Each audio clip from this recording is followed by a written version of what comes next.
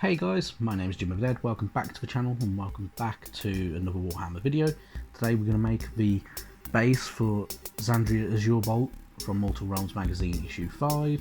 As you can see, this video is sped up, so it's just commentary. This isn't the greatest base in the world. I can make better. I just chose to go this route and it's kind of worked out, but it won't detract too much from the model. Anyway, let's just crack on with it. So firstly, we've got these little pieces that I created quite a while ago, made from a mould from Green Stuff World, and their two-part resin kit, which is kind of like a plastic kit, which I'll put a link down to their website in the description down below. Not affiliated with them, so it's not an ad or anything like that. It's just that I do enjoy some of their basing kits and their bits and pieces, which is pretty cool. And I'm just using some of the Citadel super glue, which is, you know, sometimes a bit crap, and popping it onto that plain base. So these are just kind of like hexagonal tiles that are just going on. I'm just popping them roughly into place to kind of give it a bit of a slab kind of look, to be part of like the ruins like all the other modelled bases are. So yeah. So now that they're glued down, you can see that I'm handling a few of the GW skulls, and it'll flick over in a second. There we go. So now that they're solidly in place, what we're going to do is we're going to add some texture paint with the modelling tool that you've just seen on screen. So we're going with sterling mud to add that kind of dirt kind of feel around the slabs, ruins, what have you. So as you can see, you just slap it on. Don't be worried about being too neat with it. You want it to look like, if you want it to look like ruins, it will do quite well. And yeah, have a bit of fun with it.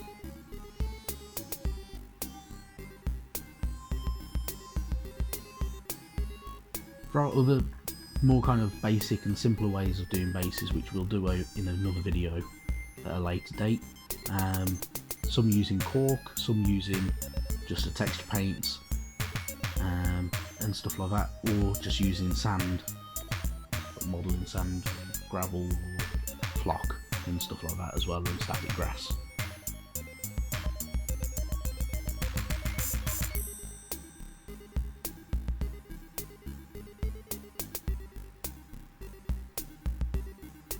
Right, so as you can see, that's now dry, so what we're going to do is start painting up them slabs in grey fashion to kind of add to that flagstone kind of look.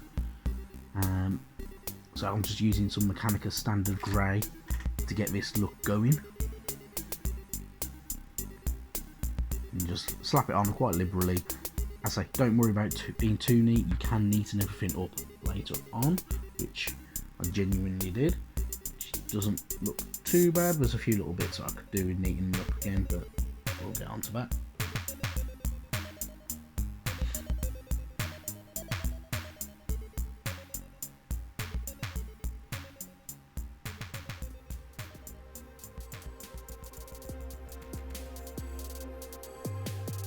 Make sure you go around them edges as much as you can. What I probably should have done is pre-painted them slabs, which can be a bit difficult, but it probably would have been a bit easier and a little bit, and look a lot less messy.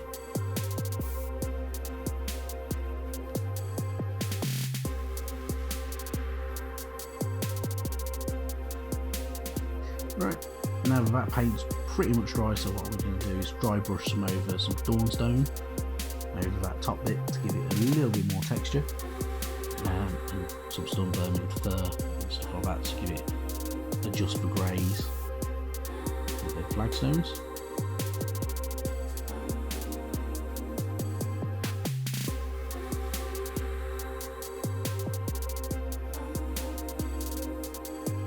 Right, so as you can see, that's now pretty much dry, so we're going to drag across some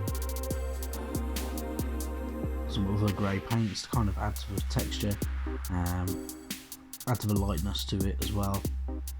So we're using sort of Administratum Grey here, which you can see just being slapped on quite liberally.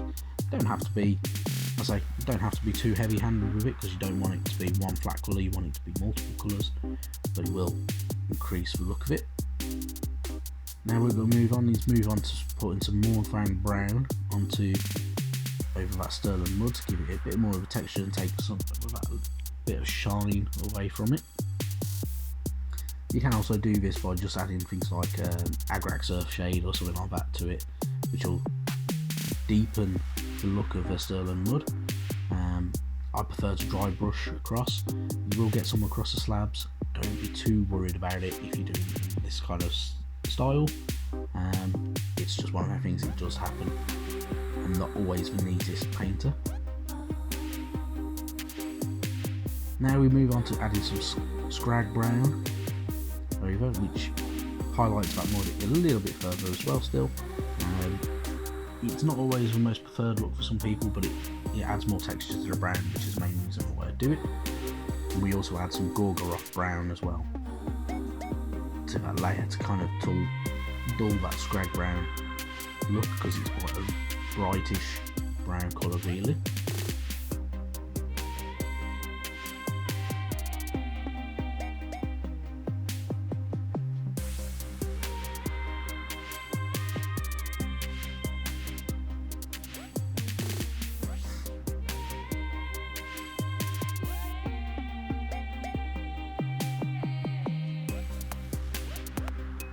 Once that's all dried, you're ready to start adding things like little details like skulls.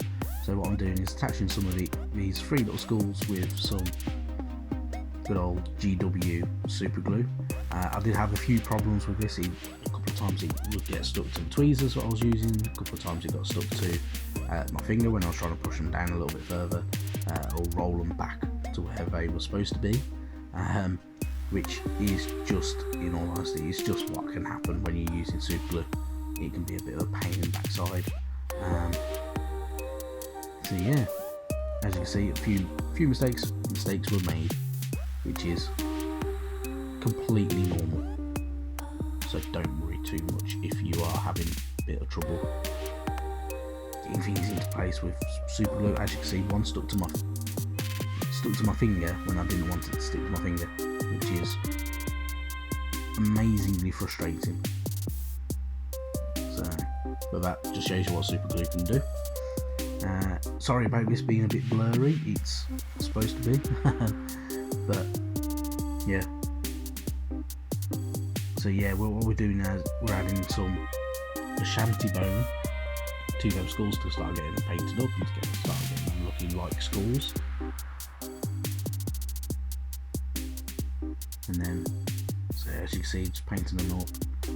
Then what we'll do is we'll add some good old Seraphim sepia to them skulls as well, which will do a little bit more tone. Just make sure you're getting into all them little gaps and cracks and everything like that.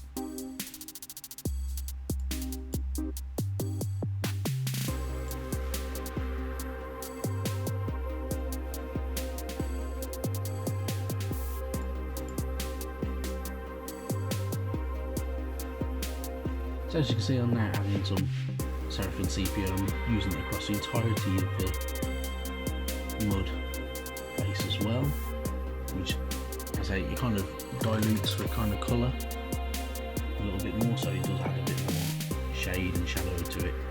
So you can apply it quite liberally. Don't worry too much about it. A bit of mess. Just all adds to the look of the model.